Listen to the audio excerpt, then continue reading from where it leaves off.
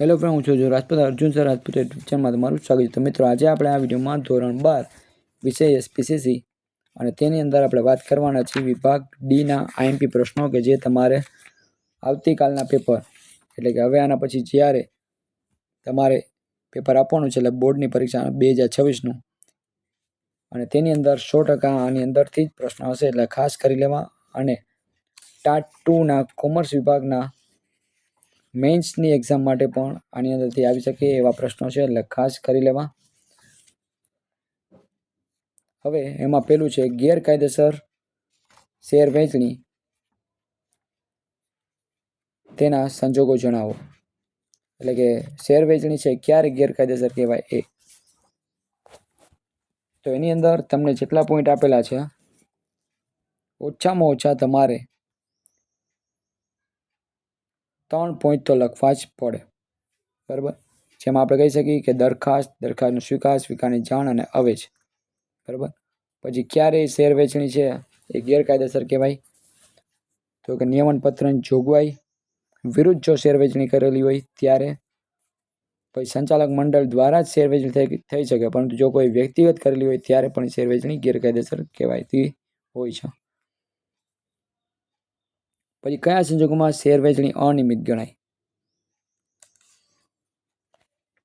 અનિયમિત ક્યારે કહેવાય તો કે જો એને લઘુત્તમ ભરણું ન ભર્યું હોય, રજિસ્ટ્રાર સમક્ષ વિજ્ઞાપનપત્ર નોંધણીની નકલ છે ન કરાવી હોય, કંપની એસ્ક્રો બેંકમાં શેડ્યુલ બેંકમાં ખાતું ખોલાવેલું ન હોય, દાર્શનિક કિંમતના ઓછામાં ઓછા 5% શેર અરજી સાથે મળેલા હોવા જોઈએ, જો એ રકમ જ મંગાવી ન હોય ત્યારે, વિજ્ઞાપનપત્ર બહાર પાડ્યાની તારીખથી 5 દિવસ પહેલાં ભરણાની યાદી ખુલ્લી મૂકવામાં આવી હોય ત્યારે, અને નોંધણી માટે એને માન્ય શેર બજારોમાં સમજૂતી કરેલ ન હોય એ સંજોગોમાં એ શેર વેચણી અનિયમિત ગણાતી હોય છે. પછી શેર સોંપણીના સંજોગો. શેર સોંપણીના સંજોગો કયા કયા તો કે ભાઈ શેર પ્રમાણપત્ર ફાટી ગયું હોય, વચાઈ શકે એમ ન હોય, પછી એની નોંધ કરવાની જગ્યા ન રાખેલી હોય, શેરનું એકત્રીકરણ કરવાનું હોય, વિભાગીકરણ કરવાનું હોય. જો આ બધું ન કરેલું હોય ત્યારે એ શેર સોંપણી કરી શકે નહીં. એટલે આ શેર સોંપણીના સંજોગો છે આ બધી. પછી કંપનીના શેરની મુક્ત ફેરબદલી એ મહત્વનું લક્ષણ છે. તો એમાં શું લખી શકીએ આપણે તો કે કંપનીનો કોઈ પણ શેર હોલ્ડર પોતાના માલિકીના શેરના અન્ય મિલકતની જેમ કોઈ પણ વ્યક્તિના નિયમોને આધીન રહીને વેચી શકે, તેમજ તે જ રીતે અન્યના શેર પણ ખરીદી શકે. એના પર કોઈ પ્રતિબંધ હોતો નથી અને પ્રતિબંધ લાદી પણ ન શકે. નિયમનપત્રની જોગવાઈ હોય જો એના પર કરેલી તો. અને શેર હોલ્ડર એ સ્વૈચ્છિક રીતે મરજિયાત રીતે શેરની ફેરબદલી કરી શકે છે. એટલા માટે એ કેવું છે? મુક્ત ફેરબદલી છે. પછી શેર અને ડિબેન્ચર વચ્ચેનો તફાવત. હવે આની અંદર તમને ઘણા બધા એવા પોઈન્ટ આપેલા છે શેર અને ડિબેન્ચર વચ્ચેનો તફાવત. તો એમાં તમે અર્થ, પછી માલિકી, શેર કેને કહેવાય એ, કંપનીનું કુલ મૂડીનો નાનામાં નાનો હિસ્સો ભાગ જેને શેર કહેવાય. ડિબેન્ચર એટલે શું તો કે કંપનીનું દેવું દર્શાવતો હોય દસ્તાવેજ અને ડિબેન્ચર કહેવાય, બરાબર. તો એનો અર્થ લખવાનો. પછી માલિકી, શેર ખરીદે તો એ કંપનીનો માલિક કહેવાય, અને ડિબેન્ચર છે એ લઈએ તો એ ડિબેન્ચર હોલ્ડર કહેવાય. વળતરનો દર છે શેરમાં તો નિશ્ચિત હોય છે, જ્યારે ડિબેન્ચર ઉપર વ્યાજનો દર છે એ પહેલેથી નિશ્ચિત હોય. આમાં નિશ્ચિત હોય અને આની ઉપર નિશ્ચિત હોતો નથી. કંપની જો નફો કરે તો જ ડિવિડન્ડ મળે, નહીંતર ન મળે. પછી શેર ખરીદે તો એ શેર મૂડીને કેવી કહેવાય? માલિકીની મૂડી કહેવાય, જ્યારે ડિબેન્ચર છે ઉછીની મૂડી કહેવાય. પછી સ્ટેમ્પ ડ્યુટીનો દરની વાત કરી તો આમાં નીચો હોય શેરમાં અને ઓમાં ઊંચો હોય. પછી પ્રમાણપત્ર, તો આમાં પ્રમાણપત્રની કંઈ જોગવાઈ હોતી નથી, જ્યારે આમાં ડિબેન્ચર પ્રમાણપત્રની જોગવાઈ હોય છે, મીન્સ કે પ્રમાણપત્ર મળે છે. ત્યાર પછી ડિબેન્ચર ટ્રસ્ટ ડીડ વિશે લખવાનું. તો ડિબેન્ચરની અંદર ટ્રસ્ટ ડીડની અંદર કઈ કઈ વિગતો સમાવેશ થાય તો એ બધું, જેમ કે કંપનીની પ્રાથમિક વિગતો, પછી બંધન કરતા એવી શરતોની જોગવાઈ હોય, ડિબેન્ચર ટ્રસ્ટીઓની નિમણૂક અંગેની વિગતો હોય, જામીનગીરી કોઈ મૂકી હોય ગીરવે તો એની વિગત, પછી જવાબદારી નિભાવવામાં કોઈ કસૂર કરેલી હોય તેવી ઘટનાઓનું વર્ણન એમાં હોય છે. પછી ડિબેન્ચર બહાર પાડવાની વિધિ. તો એમાં પહેલાં તો ઠરાવ પસાર કરવો પડે, બરાબર. પછી તો કે સામાન્ય સભા બોલાવવાની હોય, સેબીની મંજૂરી લેવી પડે, ડિબેન્ચર ખરીદવા માટે આમંત્રણ આપવું પડે, ડિબેન્ચર ટ્રસ્ટીઓની નિમણૂક કરવામાં આવે, બાંયધરી દલાલો સાથે બાંયધરી કરાર કરવાનો હોય અને શેડ્યુલ બેંકમાં ખાતું ખોલાવવાનું તથા ડિબેન્ચરના લિસ્ટિંગ માટે નોંધણી કરવાની હોય છે. ચલો ત્યાર પછી સભ્ય અને શેર હોલ્ડર વચ્ચેનો તફાવત.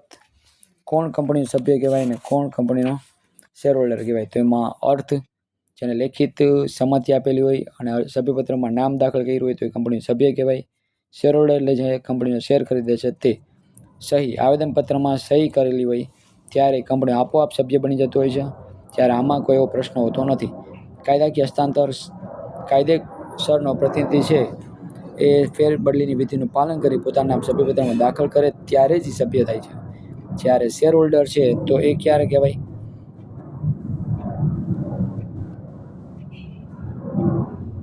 તો કાયદાકીય હસ્તાંતર દ્વારા કાયદેસરના પ્રતિનિધિને એ શેર પ્રાપ્ત થાય ત્યારે એ શેર હોલ્ડર કહેવાય છે.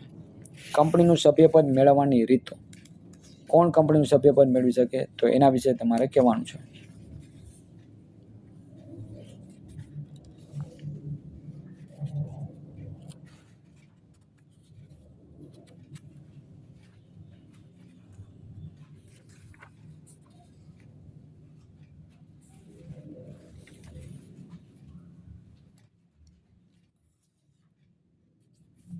ત્યાર પછી મેનેજિંગ ડિરેક્ટરની લાયકાતો અને ગેરલાયકાતો એના વિશે વાત કરવાની છે. અને એ જુલાઈ 2023 ને મોસ્ટ આઈએમપી ક્વેશ્ચન છે એટલે ખાસ કરી લેવો. લાયકાતો છે એ કેટલી લખવાની?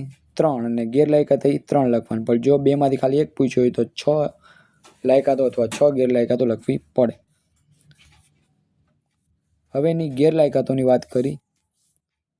પહેલાં લાયકાતો આપણે જોઈએ કે મેનેજિંગ ડિરેક્ટરની લાયકાત અંગે કંપની ધારામાં કોઈ ઉલ્લેખ નથી હોતો, પરંતુ સામાન્ય રીતે મેનેજિંગ ડિરેક્ટર તરીકે નિમણૂક પામનારી વ્યક્તિ અનુભવી, કલ્પનાશીલ અને ટેકનિકલ બાબતોનું જ્ઞાન ધરાવતી હોય અને વિષયના નિષ્ણાત હોય તો એ જ યોગ્ય નિર્ણય લેવાની ક્ષમતા પણ ધરાવતો હોય તો જ એ ડિરેક્ટર બની શકે, મેનેજિંગ ડિરેક્ટર બની શકે. જ્યારે એની ગેરલાયકાત કોણ ન બની શકે? તો કે 21 વર્ષથી 70 વર્ષની ઉંમરની 70 વર્ષથી વધુ ન હોવી જોઈએ અને 21 વર્ષથી નીચે ન હોવી જોઈએ. બરાબર, એટલે 21 થી 70 વર્ષની ઉંમરનો કોઈ પણ વ્યક્તિ છે એ મેનેજિંગ ડિરેક્ટર બની શકે 21 થી 70 ની વચ્ચે હોય તો. નાદાર હોય તો એ ન બની શકે. પછી પોતાના લેણદારોના નાણાં ન ચૂકવેલ હોય તો, કોઈ પણ ગુના માટે 6 માસ કે તેથી વધુ સજાને ભોગવેલી ન હોવી જોઈએ. સંચાલકોના પ્રકારો. તો સ્વતંત્ર director, managing director, nominee director, વધારાના ડિરેક્ટર, વૈકલ્પિક ડિરેક્ટર, ડિરેક્ટરની ખાલી પડેલ જગ્યાએ નિમણૂક પામતા ડિરેક્ટર, નાના શેરહોલ્ડર દ્વારા ચૂંટાયેલા ડિરેક્ટર અને સ્ત્રી ડિરેક્ટર. કેટલા છે? 8. પછી સંચાલકો ની વાત કરી એના પ્રકાર એ તો હમણાં ભૂલી ગયું. હવે નોમિની ડિરેક્ટરની નિમણૂક ક્યારે કરી શકાય? અને આ પ્રશ્ન જે છે એ મોસ્ટ આઈએમપી છે. 2023, 25 જુલાઈ 2023 ને જૂન 2024 પૂછાયેલો છે. એટલે ખાસ કરી લેવો કે જ્યારે કોઈ સંસ્થા સાથે સમજૂતી અનુસાર નોમિનેટ કરવામાં આવેલ વ્યક્તિને ડિરેક્ટર તરીકે નિમણૂક આપવામાં આવે. પછી નોમિનેટ કરાયેલી વ્યક્તિને ડિરેક્ટર તરીકે નિમવામાં આવે ક્યારે? તો કે પ્રવર્તમાન કાયદા મુજબ.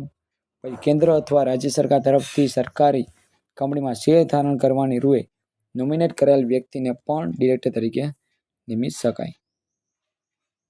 સભા નોંધ એટલે શું અને એના પ્રકારો કહેવાના છે.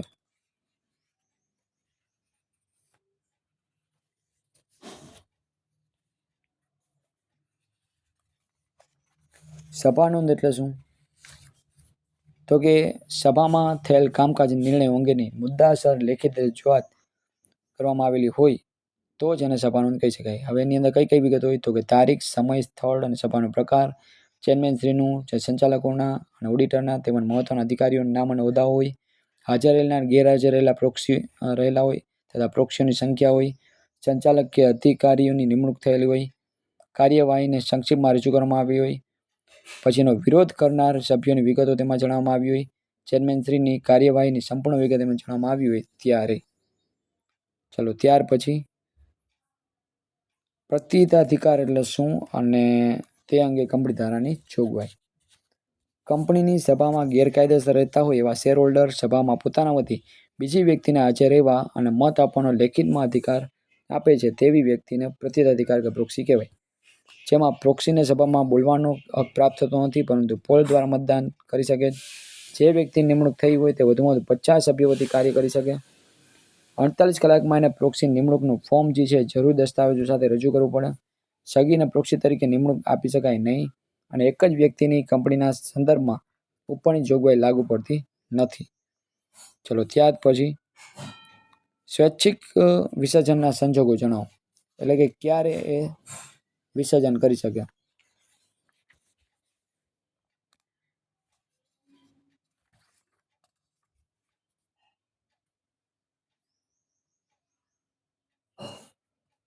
તો કે ભાઈ સંચાલકોએ સદ્ધરતાનું જાહેરનામું તૈયાર કર્યું હોય, સભામાં ફરજા માટે ઠરાવ પસાર કર્યો હોય, વર્તમાનપત્રમાં અને ઓફિશિયલ ગેઝેટમાં ફરજા અંગેની જાહેરાત કરી હોય, ફરજાની પ્રક્રિયા માટે લિક્વિડેટરની નિમણૂક કરી હોય, સત્તાનો અંત આવ્યો હોય, લિક્વિડેટરની નિમણૂક અંગે રજિસ્ટ્રારને જાણ કરી હોય, જાણ કરવી પછી લિક્વિડેટરની નિમણૂક અંગે આવકવેરા અધિકારીને જાણ કરવી, અન્ય લિક્વિડેટરની નિમણૂકની જોગવાઈ કરવી, લિક્વિડેટર દ્વારા કંપનીની મિલકતોનું વેચાણ કરવું, સભ્યોની સામાન્ય સભા બોલાવી, વિસર્જનના હુકમ માટે ઓફિશિયલ લિક્વિડેટરને ફરજાની પ્રક્રિયાનો સંપૂર્ણ અહેવાલ અને હિસાબો મોકલવા. બરાબર. ત્યાર પછી ફરજિયાત વિસર્જનની પ્રક્રિયાના યોગ્ય અને ન્યાયી કારણો આપો.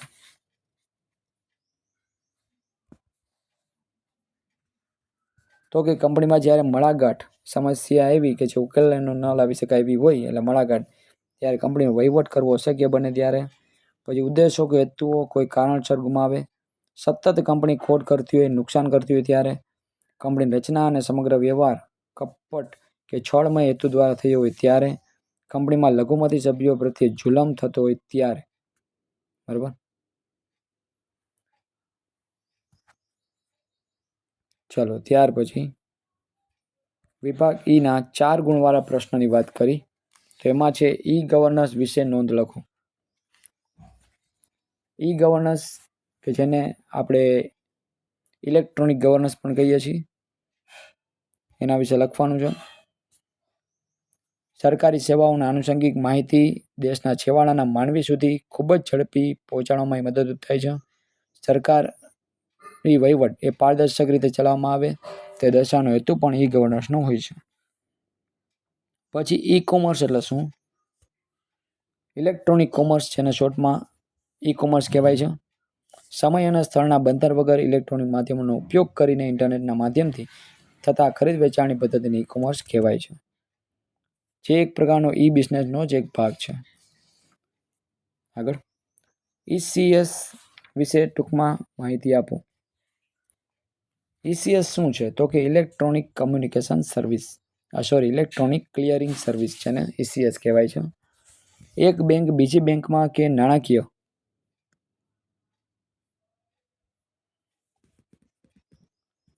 નાણાકીય સંસ્થામાંથી ઇલેક્ટ્રોનિક્સ પદ્ધતિથી બેંકનો ખાતેદાર ગ્રાહક નાણાંની ચૂકવણી કરવાની સેવાઓ પ્રાપ્ત કરે તેને ઈસીએસ કહેવાય છે. ઈસીએસ એ બેંક દ્વારા શરૂ કરવામાં આવેલી કોર બેન્કિંગ સેવાનો જ એક ભાગ છે. નાણાંને ચૂકવવા, નાણાંને મેળવવા એમ બંને પ્રકારના નાણાકીય વ્યવહારોની સેવાઓ મેળવવા માટે ઈસીએસ ઉપયોગી છે.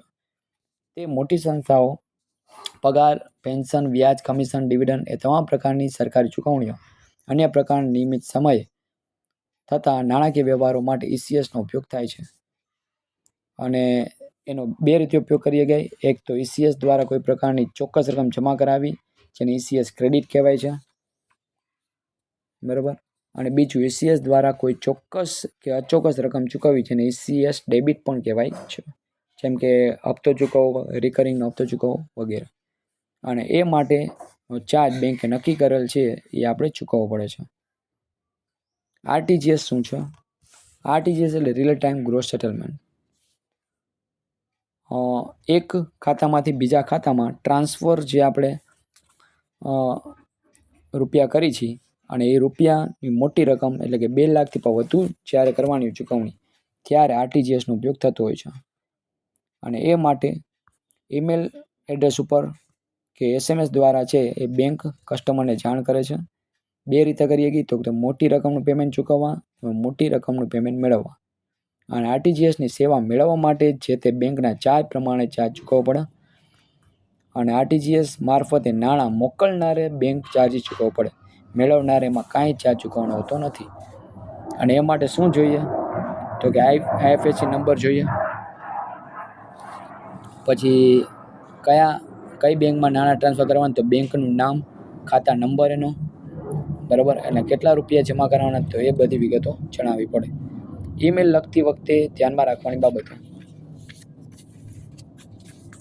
તો એ પણ મોસ્ટ ટાઈમ બી છે. પત્ર મેળવનાર અને લખનાર બંનેનું ઈમેલ આઈડી હોવું જોઈએ પહેલાં તો. પછી એક કરતાં વધુ હોય મેળવનાર વ્યક્તિ, અને ઈમેલ એડ્રેસ છે તો CC કરીને અંતર્ગત લખવાનું હોય છે. બરાબર, એક કરતાં વધારે તમારે એને મોકલવો છે, CC કરીને જવા દેવાનું. ઈમેલ મેળવનાર બધા પૈકી અમુક મેળવનાર બીજા કોઈને ઈમેલ મોકલ્યું છે કે નહીં તે અંગેની જાણ ન થાય, તો ઈમેલ લખનાર ઈચ્છતા હોય તો ઈમેલ તેમના એડ્રેસ BCC કરીને લખવાનું. BCC એટલે બ્લાઇન્ડ કાર્બન કોપી, CC એટલે કાર્બન કોપી. ખ્યાલ આવી ગયો? અને વિષય અને સંદર્ભ જરૂરથી લખવાનું. સંબોધન લખવું જરૂરી છે. લખાણ ખૂબ જ ટૂંકું અને સ્પષ્ટ હોવું જોઈએ. મોકલનાર એ પોતાનું નામ, કંપની અને સંપર્કની વિગતો લખવાની. સંપર્કની આ વિગતો સહીના ભાગરૂપે પહેલેથી તૈયાર કરી હોય તો દરેકને ઈમેલમાં આપોઆપ સામેલ થઈ જાય છે. બરાબર, ચલો આગળ. ત્યાર પછી છે હીરો સાયકલ્સ સુરત વતી અંબિકા સાયકલ મેન્યુફેક્ચરિંગ નોઈડાને 500 સાયકલો ખરીદવા માટેનો ઓર્ડર આપતો ઈમેલ લખવાનું છે. તો પહેલાં એમાં શું લખવાનું? ટુ કરીને કોનું નામ? તો કે અંબિકા સાયકલનું આવે નામ. પછી ફ્રોમ કરીને કોણ લખે છે? તો કે આ હીરોવાળા, એટલે herocycle.com. વિષય છે શું? તો કે સાયકલો ખરીદવા માટેનો ઓર્ડર. બરાબર, હવે પછી શ્રીમાન કરીને તમારે થોડીક બે વિગતો એના વિશે લખવાની. કેટલી સાયકલની જોઈ છે? તો એ બધી સાયકલનો પ્રકારને બધું લખી ચાલે. રાઈટ સાઈડ તમારે લખવાનું કોઈ પણ ધ્રુવ કડીવાળા માલિક, hero cycle, Amitnagar, Surat, mobile number જે આપેલા હોય તે. શેરના કાયદાકીય હસ્તાંતરણનો અર્થ આપી તે અંગેના સંજોગો જણાવો.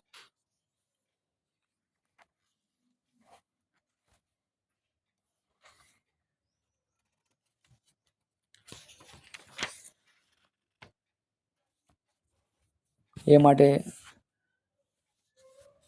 કાયદાકીય હસ્તાંતરણ ફરજિયાત ફેરબદલીના સંજોગો. તો શેરહોલ્ડરે જ્યારે વસિયતનામું કર્યું હોય, શેરહોલ્ડર વસિયતનામું ન કર્યું હોય અને કાયદેસરનો વારસદાર હોય, શેરહોલ્ડર વસિયતનામું ન કર્યું હોય અને કાયદેસરનો વારસદાર ન હોય, શેરહોલ્ડરની નાદારી હોય, પછી શેરહોલ્ડર અસ્થિર મકરનો જાહેર થાય, એકલ વ્યક્તિની કંપનીમાં જે તે વ્યક્તિનું મૃત્યુ થતાં શેર જે છે એ કાયદાકીય એના વારસદાર નામે હસ્તાંતરણ થઈ જતા હોય છે. ત્યાર પછી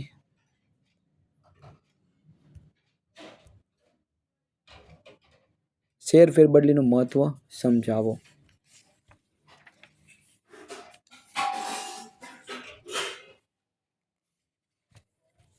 તો સરકારી આવકમાં વધારો, પછી શેર વેચનારને રોકડ પ્રાપ્તિ થાય, શેર ખરીદનારને માલિકીની પ્રાપ્તિ થાય, ભાવ તફાવતનો લાભ મળે અને કાર્યક્ષમ એકમમાં રોકાણ કરી શકે, શેર બજાર અને મૂડી બજારનો વિકાસ થાય, કંપની સ્વરૂપનો વિકાસ થાય છે.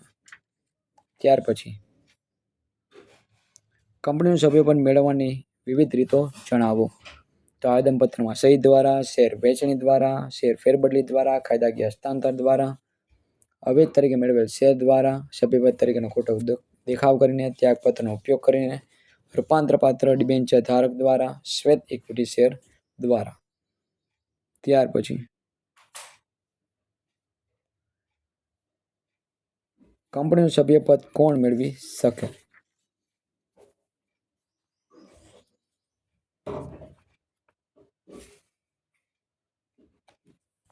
તો કે જીવન વ્યક્તિ છે, પછી ભાગીદારી પેઢીના ભાગીદારો, હિન્દુ અવિભક્ત કુટુંબનો કર્તા, નોંધાયેલ ટ્રસ્ટ, વિદેશી વ્યક્તિ, કંપની, સંયુક્ત શેર ધરાવનાર અને અન્ય સંસ્થાઓ. આ બધા કંપનીનું સભ્યપદ મેળવી શકે. ત્યાર પછી સભ્યપદના અંતના સંજોગો જણાવો. શેર ફેરબદલી દ્વારા, કાયદાકીય હસ્તાંતર દ્વારા, શેર જપ્તી દ્વારા, કંપની શેર લેનારનો ઉપયોગ કરે ત્યારે, રિડીમેબલ પ્રેફરન્સ શેરના નાણાં પરત કરવામાં આવે ત્યારે, શેર વહેંચણી રદ કરવામાં આવે ત્યારે, કંપની સમેટી લેવામાં આવે ત્યારે, કંપનીઓના યોગ્ય સંયોજન કે જોડાણ દ્વારા. એવા 8 મુદ્દાઓ છે આની અંદરના. ત્યાર પછી મેનેજિંગ ડિરેક્ટર અંગે કંપની ધારાની જોગવાઈઓ. મોસ્ટ ટાઈમ બીટ પ્રશ્ન. તો ક્યારે કંપનીના નિયમન પત્ર અનુસાર થઈ હોય, કંપનીની સાથે સમજૂતી કરેલી હોય, સંચાલક મંડળ સભામાં, કંપનીની સામાન્ય સભામાં કરી હોય. હવે બીજો મુદ્દો એવો છે કે જીવન વ્યક્તિની જ નિમણૂક કરી શકાય, કોઈ સંસ્થા કે પેઢીની નિમણૂક કરી શકાય નહીં. પછી એક જ સમયે એક જ મેનેજિંગ ડિરેક્ટર અને મેનેજરની નિમણૂક કરી શકાય નહીં, બે ભેગા ન થાય. અને એની મુદત કેટલી હોય? 5 વર્ષ માટે સંચાલક મંડળ દ્વારા એ નક્કી કરવામાં આવે. અને નિમણૂકની બહાલી એ કંપનીની સામાન્ય સભામાં મંજૂરી કરીને એને આધીન હોય છે. પછી એની મુદતના અંતે, મેનેજિંગ ડિરેક્ટરની મુદતના અંતેનો એ અગાઉથી કોઈ પુનઃનિમણૂક કરી શકાશે નહીં. પછી જણાવેલ શરતોથી અસંગત નિમણૂક કરવામાં આવે તો કેન્દ્ર સરકારની મંજૂરી લેવી પડે નહીં. અને મેનેજિંગ ડિરેક્ટરની નિમણૂક થયાના 60 દિવસમાં તે અંગે કંપની રજિસ્ટ્રારને ફોર્મ MRIમાં જણાવવું પડે. મેનેજિંગ ડિરેક્ટર છે વધુમાં વધુ એ 2 કંપનીના ડિરેક્ટર તરીકે કાર્ય કરી શકે અને એ માટે પણ ઠરાવ પસાર કરેલો હોવો જોઈએ. ત્યાર પછી મેનેજિંગ ડિરેક્ટર અને ડિરેક્ટર વચ્ચેનો તફાવત કહેવાનો છે.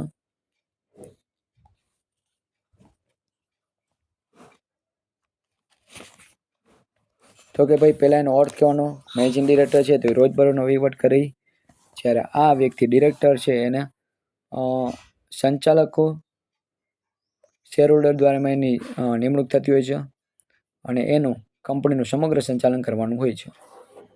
ચલો નિમણૂકની વાત કરી તો મેનેજિંગ ડિરેક્ટર નિમણૂક છે BOD કરે, જ્યારે આ વાર્ષિક સામાન્ય સભામાં નિમાય ડિરેક્ટર છે તે. પછી હોદ્દાની મુદત જે છે એની 5 વર્ષની હોય મેનેજિંગ ડિરેક્ટરની, જ્યારે ડિરેક્ટરની મુદત છે 2/3 જેટલા હોય સંચાલકો હોય વારાફરતી નિવૃત્ત થાય. અને જ્યારે કાયમી ડિરેક્ટર હોય 1/3 વધારે હોઈ શકે નહીં. અને આવા સંચાલકો પૈકી સૌથી સિનિયર એવા હોય ને 1/3 એ રોજ નિવૃત્ત થાય, 1/3 દર વર્ષે. અને એની મુદત છે 3 વર્ષની હોય છે અને પાછા નિમણૂક થવું હોય તો થઈ શકે. પછી સ્થાનની વાત કરીએ તો મેનેજિંગ ડિરેક્ટર છે રોજબરોજનો વહીવટ સંભાળે, જ્યારે આ કંપનીનો વહીવટ સંભાળે. પછી ફરજિયાત પણ ડિરેક્ટરને મેનેજિંગ ડિરેક્ટરની ફરજિયાત નથી, જ્યારે આ ફરજિયાત છે. સંખ્યાની વાત કરી તો કે મેનેજિંગ ડિરેક્ટર વધુમાં વધુ 2 કંપનીમાં કામ કરી શકે અને આ વધુમાં વધુ 20 કંપનીમાં. મેનેજિંગ ડિરેક્ટર 2 અને આ ડિરેક્ટર છે વધુમાં વધુ 20 કંપનીમાં કામ કરી શકે. હવે સંખ્યાની વાત કરી, આ વધુમાં વધુ હવે સંખ્યા તો કે એક કંપનીમાં એક જ મેનેજિંગ ડિરેક્ટર હોય. કેટલા હોય? એક કંપનીમાં ઓનલી એક જ મેનેજિંગ ડિરેક્ટર હોય. જ્યારે આ જે છે એ જાહેર કંપની હોય તો એમાં ઓછામાં ઓછા 2 જાહેર કંપની તો ઓછામાં ઓછા 3 અને ખાનગી કંપની હોય તો એમાં ઓછામાં ઓછા 2 હોવા જોઈએ. જાહેર કંપનીમાં ઓછામાં ઓછા 3 ડિરેક્ટર અને ખાનગી કંપનીમાં ઓછામાં ઓછા 2 ડિરેક્ટર હોવા જોઈએ. ચલો ત્યાર પછી સામાન્ય ઠરાવ અને ખાસ ઠરાવ. આ પણ મોસ્ટ ટાઈમ છે, ખાસ કરીને જ જજો. સામાન્ય ઠરાવ એટલે સામાન્ય કાર્ય માટે જે ઠરાવ પસાર થાય સામાન્ય બહુમતીથી તેને સામાન્ય ઠરાવ કહેવાય. ખાસ ઠરાવ એટલે ખાસ પ્રકારના કાર્યો માટે 75% બહુમતી પસાર થાય જે ઠરાવ એને ખાસ ઠરાવ કહેવાય. પછી બહુમતીની વાત કરી તો આમાં 51% મતો ઠરાવની તરફેણમાં હોય, જ્યારે આમાં 75% જેટલા હોય. 51 ને આમાં 75%. સામાન્ય ઠરાવની વાત છે ને આ છે ખાસ ઠરાવની. રોજબરોજના કાર્ય માટે સામાન્ય ઠરાવ પસાર કરવામાં આવે રોજબરોજના. જ્યારે ખાસ પ્રકારના નીતિ વિષયક કાર્ય માટે ખાસ ઠરાવ પસાર કરવામાં આવે. પછી નોટિસનો ઉલ્લેખ કરવો આમાં જરૂરી નથી, જ્યારે આમાં જરૂરી છે. નોંધણી આની જરૂરી નથી કાંઈ નોંધણી કરાવી રજિસ્ટ્રાર સમક્ષ, જ્યારે કંપની રજિસ્ટ્રાર સમક્ષ આની નોંધણી કરાવવી પડે. કેટલા દિવસમાં? 30 દિવસમાં. જરૂરિયાત રોજબરોજના કાર્ય માટે સામાન્ય ઠરાવ પસાર કરવામાં આવે, નીતિ વિષયક કાર્ય માટે ખાસ ઠરાવ પસાર કરવામાં આવે છે, અને મહત્વના કાર્ય હોય એમાં. તો બસ આ 16 પ્રશ્નો એ વિભાગ ઈના, અને વિભાગ ડીના આપણે 17 પ્રશ્નો જોયા. આ પ્રશ્નમાંથી જ 100% આવશે, કારણ કે આ દર વખતે પરીક્ષામાં પૂછાયેલા છે, એટલા માટે આઈએમપી આપું છું. એટલે ખાસ આ પ્રશ્નો કરી લેજો. ફરી પાછા મળશું નેક્સ્ટ વિડીયોમાં. Thank you.